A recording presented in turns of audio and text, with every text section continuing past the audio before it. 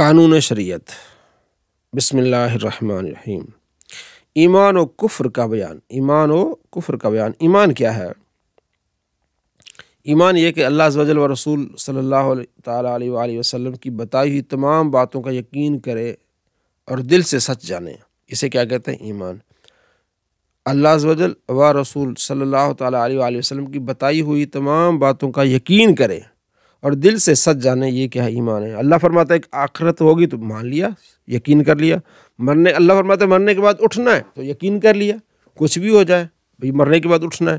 کافر اس کا انکار کرتے تھے، اس لیے کفر انکار ہو گیا نا، کفر کیا، یعنی وہ کہتے کیسے ہو سکتا ہے کہ مرنے کے بعد بندہ اٹھے گا، بندہ ہڈیاں ہو جائے گا، وہ کافر ہو گئے۔ انہوں نے کیا کر دیا؟ اللہ کی باتوں کا انکار کر دیا۔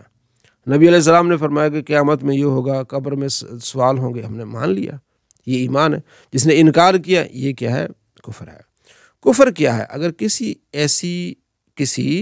ایسی ایک بات کا بھی انکار کرے جس کے بارے میں یقینی طور پر معلوم ہے کہ یہ اسلام کی بات ہے تو یہ کفر ہے۔ جیسے قیامت ہے، فرشتے ہیں، جنت ہے، دوزخ ہے، ان کو اگر انکار کرے گا تو یہ کفر ہے۔ حساب کو نہ ماننا، یا نماز ہے، روزہ ہے، حج، زکوٰۃ کو فرض نہ جاننا، قرآن کو اللہ عز و جل کا کلام نہ سمجھنا، یہ بھی کفر ہے۔ کعبہ قرآن یا کسی نبی یا فرشتے کی توہین کرنی، کعبے کی، قرآن کی، نبی کے، فرشتے کی توہین کرنی کفر ہے۔ یا کسی سنت کو ہلکا بتانا، ٹھیک ہے، شریعت کے حکم کا مذاق اڑانا اور ایسی ہی اسلام کی کسی معلوم مشہور بات کا انکار کرنا یا اس میں شک کرنا یقیناً کفر ہے۔ مسلمان ہونے کے لیے ایمان و اعتقاد کے ساتھ اقرار بھی ضروری ہے کہ اقرار بھی کرے۔ جب تک کوئی مجبوری نہ ہو، مثلاً اقرار کی بات ہو رہی ہے کہ جب تک کوئی مجبوری نہ ہو، مثلاً بولی نہیں نکلتی یا زبان سے کہنے میں جان جاتی ہے یا کوئی عضو کاٹا جاتا ہے تو اس وقت زبان سے اقرار کرنا ضروری نہیں ہے۔ مطلب کوئی مارنے والا ہے، گولی مار رہا ہے، کوئی اور چیز کر رہا ہے، اس وقت خاموش رہنا، بلکہ صرف زبان سے خلاف اسلام بات بھی جان بچانے کے لیے کہہ سکتا ہے۔ اگر کوئی کہتا ہے کہ تمہیں مار دوں گا، ٹھیک ہے، تم جیسے ہندو کہتے ہیں مسلمانوں کو، تم جو ہے وہ اپنا ہندوؤں والا نعرہ لگاؤ، جان بچانے کے لیے، ہاں، لیکن یہ کہنا، لیکن نہ کہنا اچھا ہے۔ بہرحال جان بچانا بھی لازمی، جان بچانے کے لیے کہہ سکتا ہے، لیکن اگر وہ اپنے ایمان پہ رہتا ہے، مارنا ہے تو مار دو، میں نہیں کچھ کہوں گا، تو پھر وہ شہید ہوگا۔ اس کے سوا جب کبھی زبان سے کلمہ کفر نکالے گا کافر ہوگا۔ خوشی سے کلمہ کفر نکالے گا، ہندوؤں کو پکارے گا یا ہندوؤں کے بتوں کو پکارے گا، اگر چاہیے کہے کہ خالی زبان سے کہا، دل سے نہیں کہا، تو میں نے بتوں کے نام لیے، ان سے مانگا، دل سے نہیں کہا، تو یہ نہیں، ایسا نہیں چلے گا۔ اسی طرح وہ باتیں جو کفر کی نشانی ہیں، جب ان کو کرے گا کافر ہو جائے گا، جیسے جنیبہ ڈالنا، ڈوریاں وغیرہ پہنتے ہیں، اس طرح چٹیاں رکھنا، سلیب لٹکانا، یہ کیونکہ یہ عیسائیوں کی نشانی ہے تو ایسا کرے گا تو یہ بھی کفر کی نشانی ہے۔ کتنی بات سے آدمی مسلمان ہوتا ہے؟ مسلمان ہونے کے لیے اتنا کافی ہے کہ صرف دین اسلام ہی کو سچا مذہب مانے اور کسی ضروری دینی کا منکر نہ ہو، اور ضروریات دین سے کسی ضروری دینی کے خلاف عقیدہ نہ ہو، ٹھیک ہے۔ اگرچہ تمام ضروریات دین کا اس کو علم نہیں، لیکن وہ کہتا ہے میں اسلام کی باتیں مانتا ہوں۔ لہذا بالکل لٹھ گنوار جاہل جو اسلام اور پیغمبر اسلام صلی اللہ علیہ وسلم کو حق مانے اور اسلام عقیدوں کے خلاف کوئی عقیدہ نہ رکھے، چاہے کلمہ بھی صحیح نہیں پڑھتا ہو، یقین کر لیا تو وہ مسلمان ہے، مومن ہے، کافر نہیں۔ البتہ نماز، روزہ، حج وغیرہ اعمال کے ترک سے گناہ گار ہوگا لیکن مومن رہے گا، اس لیے کہ اعمال ایمان میں داخل نہیں ہے۔ اعمال جو ہے وہ ایمان میں، یعنی نماز روزہ ایمان میں داخل نہیں، کوئی نماز روزہ نہیں پڑھے گا تو یہ نہیں کہ وہ کافر ہو گیا، ٹھیک ہے۔ جو چیز بے شبہ حرام ہو، جس میں کوئی شبہ ہی نہیں ہے، اس کو حلال جاننا اور یقیناً جو حلال ہو اس کو حرام جاننا، یہ بھی کفر ہے۔ جبکہ حرام و حلال ہونا معلوم مشہور ہو یا یہ شخص اس کو جانتا ہو تو اس وقت یہ بھی کفر ہو جائے گا۔ شرک کے معنی ہے اللہ عز و جل کے سوا کسی اور کو خدا جاننا یا عبادت کے لائق سمجھنا، شرک کی طرح ہی ہے۔ اللہ تبارک و تعالیٰ کے سوا کسی کو کہنا کہ یہ خدا ہے یا عبادت کے لائق ہے، ٹھیک ہے، اور یہ کفر کی سب سے بدتر قسم ہے۔ اس کے سوا کیسا ہی سخت کفر کیوں نہ ہو، حقیقتاً شرک نہیں ہے، یعنی اللہ تبارک و تعالیٰ کو یہ جاننا کہ کسی کو جاننا کہ یہ عبادت مستحق کی عبادت ہے، بس، تو یہ کوئی بھی مسلمان نہیں کہتا۔ تو مسلمانوں پر فتوے جو لگتے ہیں مشرک ہے، یہ بلا وجہ ہے۔ نبی علیہ السلام کا فرمان ہے کہ جو کسی کو کافر کہے، اگر وہ کافر نہیں ہے تو کفر اس پر لوٹ آئے گا۔ یہ بڑی خطرناک بات ہے۔ تو ہر بندے کو کافر کہتے پھرتے ہیں، یہ بڑی خطرناک بات ہے۔ کسی کافر کی مغفرت نہ ہوگی، کفر کے سوا سب گناہ اللہ تبارک و تعالیٰ کے مجھ پر ہیں، جسے چاہے اللہ کریم بخش دے، یعنی کفر کے علاوہ جو بھی گناہ چاہے اللہ بخش دے۔ عقیدہ نمبر 23، کبیرہ گناہ کرنے سے مسلمان کافر نہیں ہوتا بلکہ مسلمان ہی رہتا ہے۔ اگر بلا توبہ کیے مر جائے تو بھی اس کو جنت ملے گی، اس کو جنت ملے گی۔ گناہ کی سزا بھگت کر، یہی گناہ کی سزا بھگتے گا، جیسے کل ہماری ایک بہن نے سوال کیا تھا کہ وہ کہتے ہوئے شفاعت ہوگی، وہ تو ہونی ہے، گناہ گار کیوں نہیں ہے، لیکن گناہ کی سزا بھگتے گا، یا معافی پا کر، اور یہ معافی اللہ تعالیٰ کے محض اپنی مہربانی سے دے، یہ حضور کی شفاعت سے، یہ بھی ہو سکتا ہے کہ اللہ تبارک و تعالیٰ معافی دے دے۔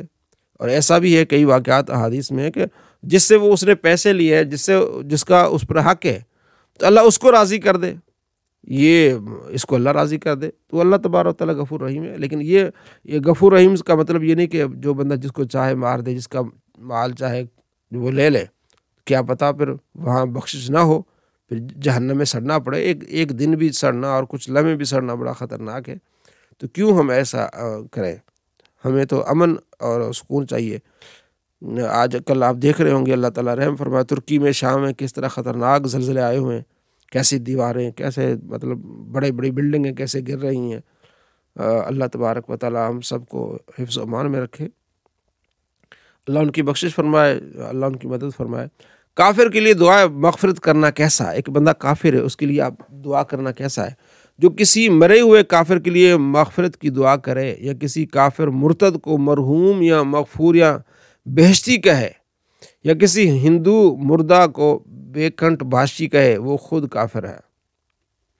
یعنی کہ کافر کو آپ مرحوم نہیں کہہ سکتے، بے کنٹ باشی یعنی جنت میں رہنے والا، نیچے اس کا ترجمہ لکھا ہوا ہے۔ تو کافر کو جو یقینی کافر ہے، ٹھیک ہے نا، اس کے لیے آپ تو دعا کر ہی نہیں سکتے نا۔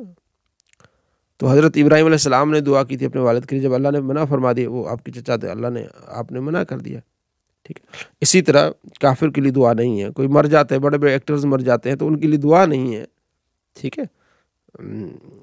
اظہار افسوس کر سکتے ہیں کہ وہ فوت ہو گئے، یا وہ اپنوں کے لیے اچھا ان کا کام تھا، فلاں وہ اچھا کام تھا، لیکن اس کے لیے ہاتھ اٹھا کے دعا نہیں کر سکتے۔ عقیدہ نمبر 24، عقیدہ نمبر کیا ہے؟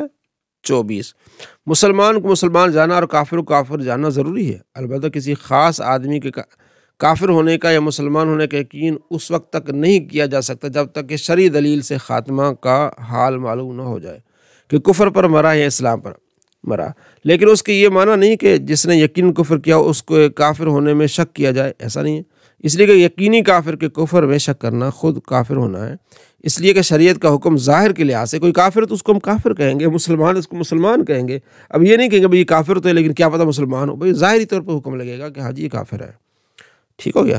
قیامت میں فیصلہ حقیقت کے اعتبار سے ہوگا۔ اگر کوئی کافر دل میں ایمان لاتا ہے تو قیامت کے دن فیصلہ ہوگا، لیکن دنیا میں ہم اس کو کافر کہیں گے۔ اس کو یوں سمجھو کہ کوئی کافر یہودی نصرانی ہندو مر گیا تو یقین کے ساتھ نہیں کہا جا سکتا کہ کفر مرا، مگر ہم کو اللہ اور رسول کا یہی حکم ہے کہ اسے کافر کہا جائے، کافر ہی جانے، اور کافر کا برتاؤ کیا جائے گا۔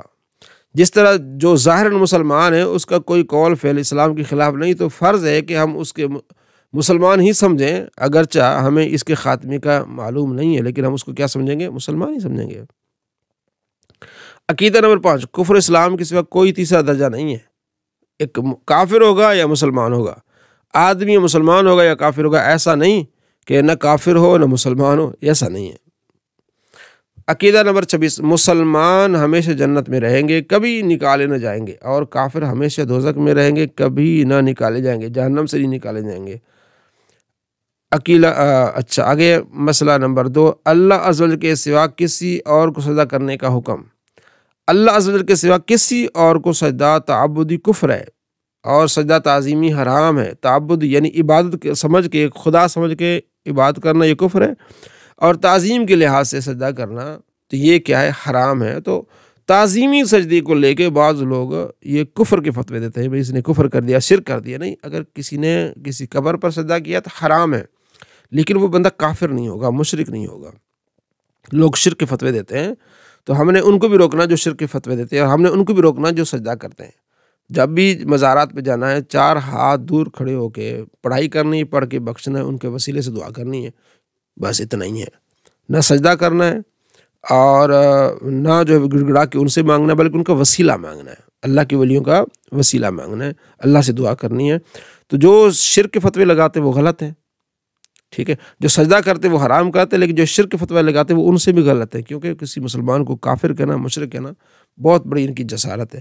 بدعت کی تعریف، جو بات رسول اللہ صلی اللہ تعالیٰ علیہ وآلہ وسلم سے ثابت نہ وہ بدعت ہے، ٹھیک ہے، اور یہ دو قسم کی ہے، بدعت حسنہ، دوسری بدعت صحیحہ۔ بدعت حسنہ وہ جو کسی سنت کے مخالف مزاحم نہ ہو، نئی چیز ہے لیکن سنت سے کی مخالف، جیسے مسجد پکی بنانا، قرآن شریف سنہرے لفظوں میں لکھنا، زبان سے نیت کرنا، علم کلام، علم صرف جس آپ پڑھ رہی ہیں، علم نحو پڑھ رہے ہیں ہم لوگ، علم ریاضی، خصوصاً علم حیت ہندسہ پڑھانا، آج کل کے مدرسے واعظ کے جلسے، ٹائمنگ رکھنا، سند و دستار وغیرہ دینا، سینکڑوں ایسی چیزیں ہیں نبی علیہ السلام کے زمانے میں نہ تھی، تو وہ بدعت حسنہ ہے، اچھی چیزیں ہیں، نئی چیزیں ہیں لیکن کیا ہے، اچھی ہیں۔ ایسے کے بعض واجب تک ہیں، جیسے تراویح کی نسبت حضرت عمر رضی اللہ عنہ کے ارشاد ہے کہ نعمت البدعۃ ھذہ، اچھی بدعت ہے۔ اور بدعت سیئہ کیا ہے، قبیحہ، وہ جو کسی سنت کے مخالف ہو، اور یہ مکروہ حرام ہے، یعنی وہ بدعت بری ہے جو نبی علیہ السلام کے زمانے میں نہیں تھی، اور وہ آج اگر کوئی کرے جو سنت کے مخالف، جیسے سنت اٹھ جاتی ہو، سنت طریقہ ہے تو وہ کام کرنے سے وہ سنت اٹھ جاتی ہو، کیا بدعت کیا ہے، بدعت سیئہ اسے کہتے ہیں، بدعت سیئہ۔ بدعت سیئہ قبیحہ وہ ہے جو کسی سنت کے مخالف اور مزاحم، مخالف اور مزاحم ایک ہی معنی ہے، اور یہ کیا ہے، یہ مکروہ ہے۔ یہ آپ نے پڑھ لیا بدعت کی اقسام۔